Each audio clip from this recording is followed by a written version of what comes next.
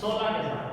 اچھا، اس میں آج جو ہم نے سبق جو ہمارا چل رہا ہے وہ ہے بہترین طالب علم کی خوبیاں، اور اس میں ہم نے آج کرنا ہے مشق کا حل معروضی کے حوالے سے MCQs۔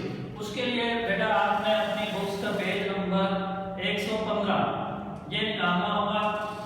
اس میں ہم جو ہے وہ MCQs جو ہے وہ مکمل کریں گے۔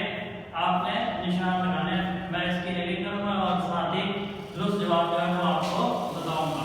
پہلا پوائنٹ دیکھیں، اسد کی ایک خوبی ہے نرم مزاجی، بہترین کھلاڑی، تکبر، خود غرضی۔ اس میں جو تیسرا آپشن میں نے بولا ہے نرم مزاجی، یہ اس کا جواب ہوگا۔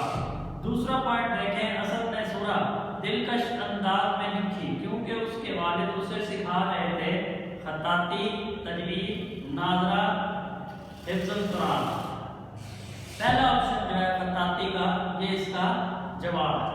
اسی طرح تیسرا پوائنٹ دیکھیں، اسکول والے کیمپنگ کے لیے کہاں جا رہے تھے؟ مری، ایوبیا، نتیہ گلی، کلر کا ہار۔ اس کا جواب ہوگا کلر کا ہار۔ چوتھا پوائنٹ دیکھیں، پہاڑوں پر چڑھنے کے شوق کے لیے بولا جانے والا لفظ کیمپنگ، ہائکنگ، جمناسٹک یا سکیٹنگ۔ اس کا جواب ہے دوسرا آپشن ہائکنگ۔ پانچواں پوائنٹ دیکھیں، فیضان کو کون سے مضامین پڑھنے کا شوق تھا؟ کمپیوٹر سائنس، بیالوجی، کھیل کا مضمون، انگریزی ادب۔ تو اس کا جواب ہے کھیل کا مضمون۔